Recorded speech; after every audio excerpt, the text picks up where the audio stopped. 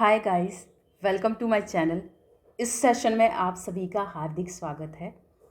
आज हम हिंदी का क्वेश्चन पेपर सॉल्व करेंगे, तो आइए शुरुआत करते हैं।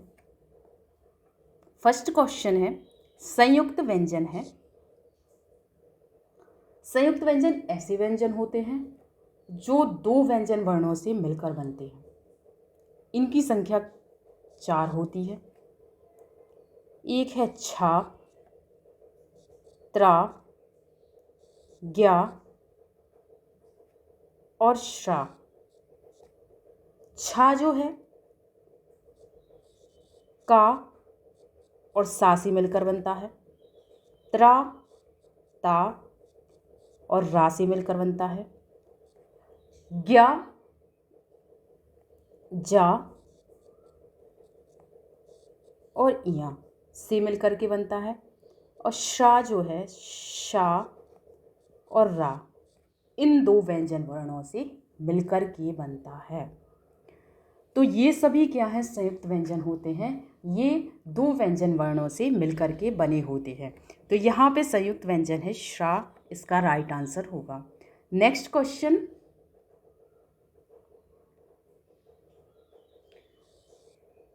जिन स्वरों की उच्चारण में समय लगता है वो ह्रस्वर कहलाते हैं। जिन स्वरों के उच्चारण में कम समय लगता है वो ह्रस्वर कहलाते हैं। इनकी संख्या भी कितनी होती है? 4 होती है। आ, ई, ऊ, री, ये सभी क्या है? ह्रस्वर कहलाते हैं। नेक्स्ट क्वेश्चन, क्षमा में छा वर्ण किसका उदाहरण है? अभी अभी हमने पढ़ा था कि ये क्या होते हैं? संयुक्त व्यंजन का उदाहरण है। और संयुक्त व्यंजन को संयुक्ताक्षर भी कहते हैं। तो यहाँ पर इसका राइट आंसर क्या होगा? संयुक्ताक्षर। नेक्स्ट क्वेश्चन, वर्णों के क्रम को वर्णमाला कहते हैं। सो यहाँ पर थर्ड ऑप्शन इसका राइट आंसर होगा। नेक्स्ट क्वेश्चन, बढ़ई ने मेज बनाई है, इस वाक्य में उचित निपात का चयन कीजिए। यहाँ पर निपात क्या होते हैं?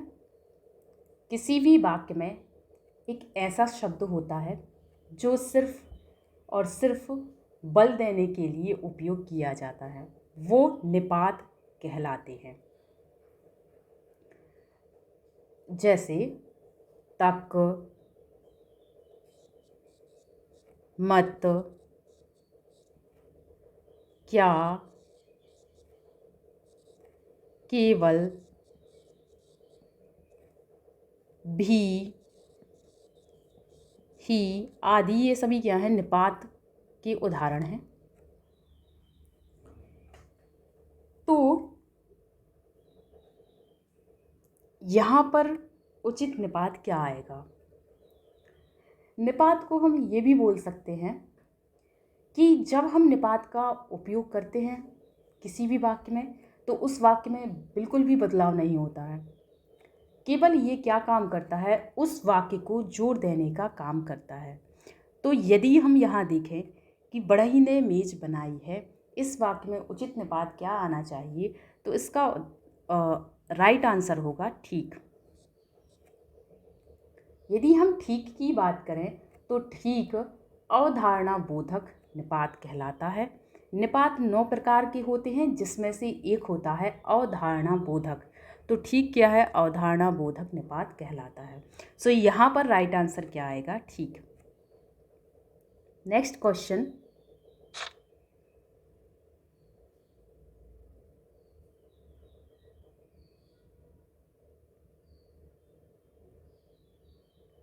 गणेश का पर्यायवाची निम्न में से कौन सा है?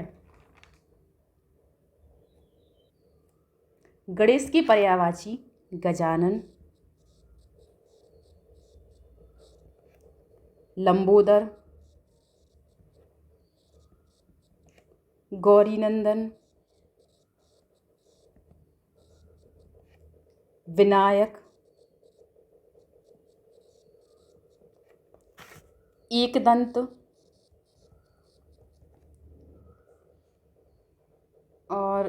शंकर शुभन,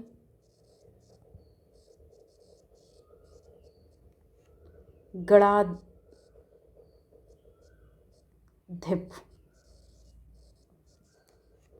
और मोदक दाता,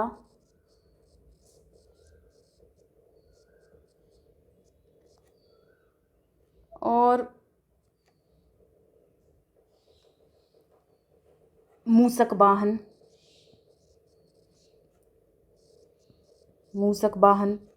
विघ्नराज,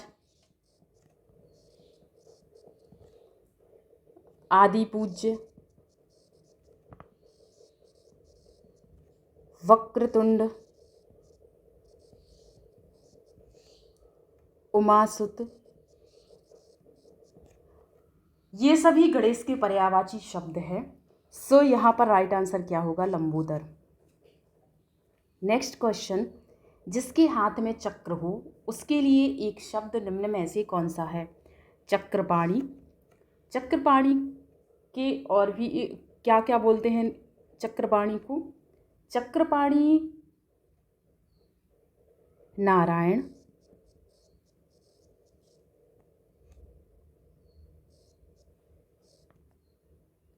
दामोदर,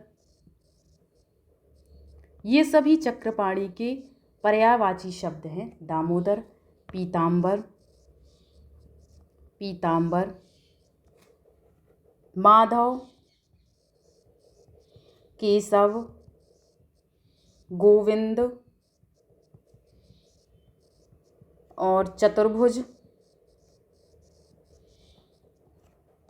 उपेंद्र,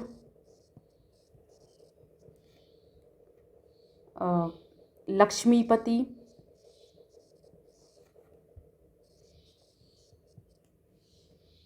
ये सभी क्या है? चक्रपाणी के पर्यायवाची शब्द हैं। और यदि हम चक्रपाणी का समास विग्रह करने पर क्या आता है? चक्र है पाणी में जिसके,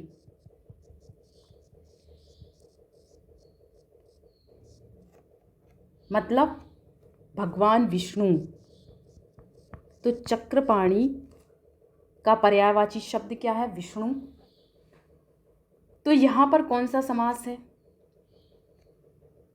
यहाँ पर बहुब्रीहि समास है, क्योंकि जहाँ पर दो पद प्रधान ना होकर के किसी तीसरे पद की ओर इशारा करते हैं वहाँ पर क्या होता है? बहुब्रीहि समास होता है।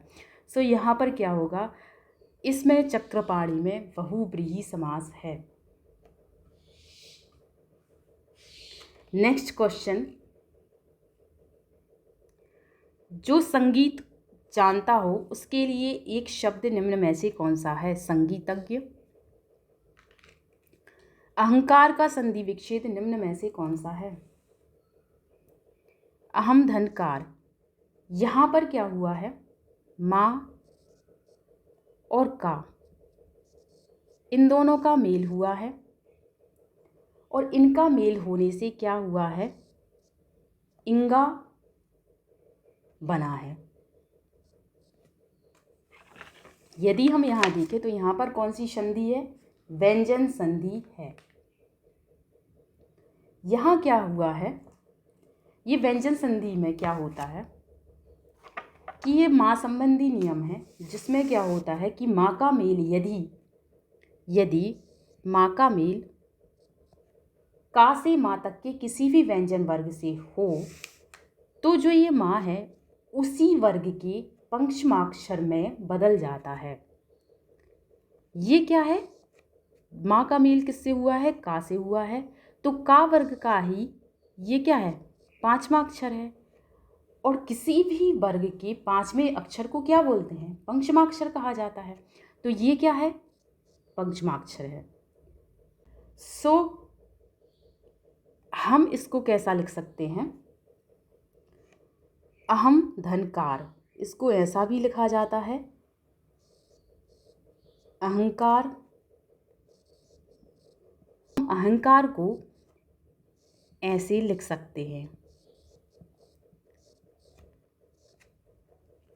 तो इसका संधि विच्छेद क्या होगा? अहम धनकार। नेक्स्ट क्वेश्चन, पुरस्कार का विलोम शब्द निम्न में से कौन सा है? पुरस्कार का विलोम शब्द क्या होगा? दंड।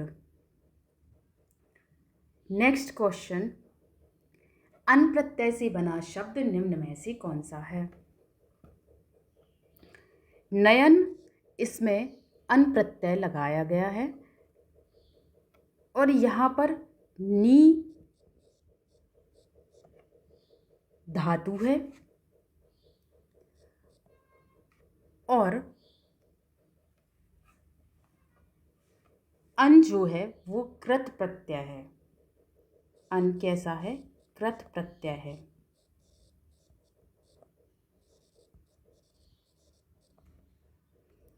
सो यहाँ पर राइट आंसर क्या होगा? नयन।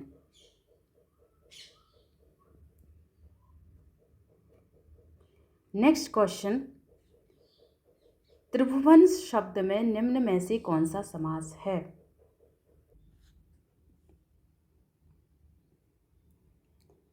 त्रिभुवन शब्द में निम्न में से कौन सा समास है? जब त्रिभुवन का समास विग्रह करेंगे तो आएगा 3 भुवनों का समाहार।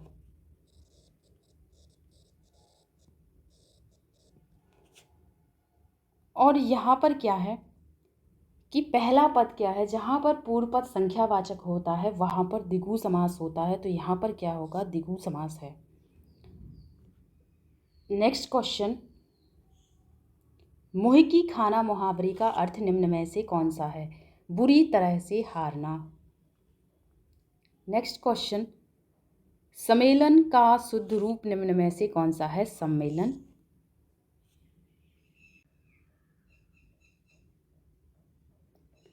नेक्स्ट क्वेश्चन, राम जपू राम जपू राम जपू बावरे, घोर भव नीर निधि नाम निज नाव रे। इन पंक्तियों में कौन सा रस है?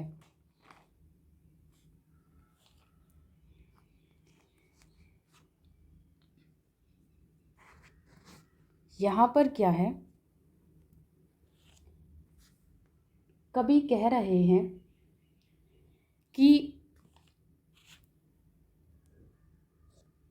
अरे पागल, राम का जप करो, राम जपो, घोर भव नीर निधि, इस भयानक संसार रूपी समुद्र से पार उतरने के लिए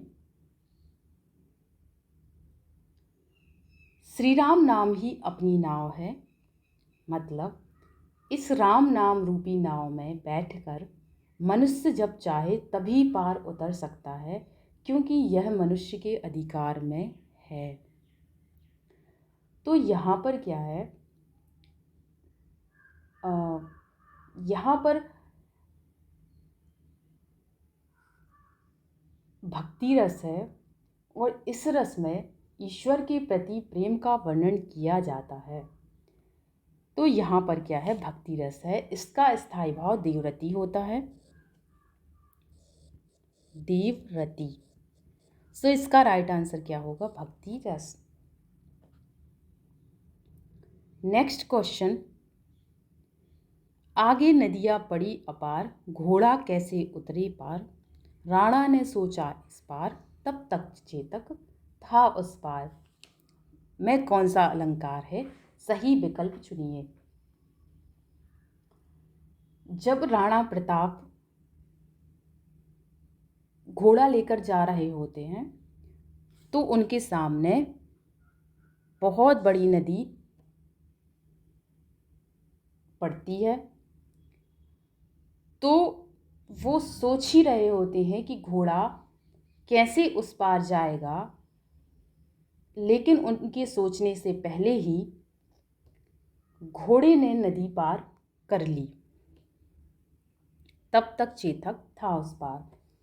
तो यहाँ क्या है? इस काव्य पंक्ति में घोड़े की बुद्धि और दशा का बढ़ा चढ़ा कर वर्णन किया गया है, इसलिए इसमें क्या है? अतिशयोक्ति अलंकार है।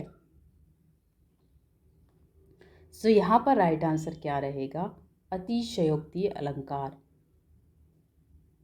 उपसर्ग और प्रत्यय दोनों एक साथ प्रयुक्त होने वाले शब्द पंक्ति को चुनिए जहां पर उपसर्ग और प्रत्यय दोनों का प्रयोग हुआ है। तो यदि हम इसको देखें कि बेईमानी, इसमें क्या हुआ है कि बे उपसर्ग का प्रयोग हुआ है और यहाँ पर साथ ही साथ ई प्रत्यय भी लगाया गया है, बेईमानी। तो यहाँ पर ई प्रत्यय का उपयोग किया गया है। ऐसे ही अनुकरणीय इस शब्द को देखें यदि हम, तो इसमें अनु उपसर्ग का प्रयोग किया गया है, अनु उपसर्ग। और यदि हम यहाँ पर क्या देखें, प्रत्यय देखें, तो यहाँ पर क्या है, ई प्रत्यय का उपयोग किया गया है। आगे हम देखें अभिमानी, तो इसमें अभि उपसर्ग का प्रयोग किया गया है और इसमें ई प्रत्यय का उपयोग किया गया है। और यदि हम लास्ट वाला शब्द देखें अपमानित, तो यहाँ पे दिख ही रहा है कि अप उपसर्ग का प्रयोग हुआ है और साथ ही साथ यहाँ पर इत प्रत्यय का भी प्रयोग किया गया है। सो यही पंक्ति ऐसी है जिसमें उपसर्ग और प्रत्यय दोनों का एक साथ प्रयोग किया गया है। सो इसका राइट आंसर क्या होगा, थर्ड ऑप्शन। नेक्स्ट है, नीचे दी गई पंक्तियों में कौन सा अलंकार है। स्वारथु सुकृत न श्रम वृथा, देखी विहंग विचारी, बाज पराए पानी परी, तू पक्षिनु न मारी। ये बिहारी जी का दोहा है। तो यहाँ पर कवि बिहारी हिंदू राजा जयसिंह से कुछ कहना चाहते हैं। हिंदू राजा जयसिंह, राजा जयसिंह कौन थे? राजा जयसिंह आमेर के राजा थे और ये आमेर के शासक के रूप में मुगल दरबार में सेनापति के पद पर सर्वाधिक सेवाएं देने वाले शासक रहे हैं। तो यहाँ पर क्या है कि जो राजा जयसिंह थे उन्होंने 3 मुगल बादशाहों का शासनकाल देखा है, जिसमें से एक थे जहांगीर, शाहजहां और औरंगजेब। तो हम सभी जानते हैं कि औरंगजेब बहुत ही चालाक था। वह हिंदुओं को हिंदुओं से ही लड़ाना चाहता था, जिससे दोनों तरफ से हिंदू ही मारे जाएं, ऐसा औरंगजेब चाहता था। तो जो राजा जयसिंह थे वो इन मुगल बादशाहों की ओर से ही युद्ध किया करते थे। जहांगीर, शाहजहां, औरंगजेब इन्हीं की ओर से युद्ध किया करते थे, बल्कि ये थे हिंदू राजा। तो यह बात जो है कवि बिहारी जी को अच्छी नहीं लगी। तो कवि ने इन पंक्तियों के माध्यम से राजा जयसिंह से कहा है कि तुम हिंदू राजाओं से युद्ध मत करो।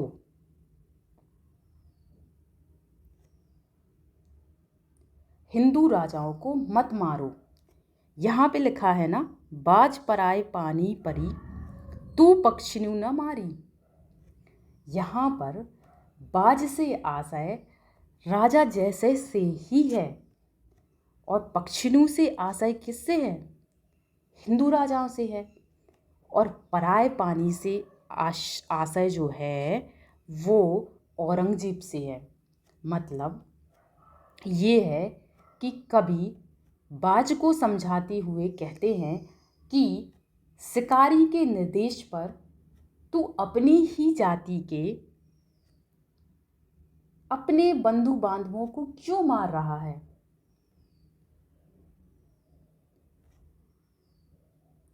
आगे उन्होंने कहा है कि स्वारथु सुकृत न श्रम वृथा, देखी विहंग बिचारी। देखी विहंग बिचारी मतलब विचार तो करो, क्योंकि इससे ये सब करने से ना तो तुम्हारा कोई स्वार्थ सिद्ध होता है, स्वार्थु सुकृत, और ना ही यह किसी भी प्रकार का शुभ कार्य है। तुम तो अपना श्रम ही व्यर्थ किए जा रहे हो। तो यहाँ पर बिहारी कवि ने क्या किया है, बाज के माध्यम से राजा जैसे को समझाने की कोशिश की है।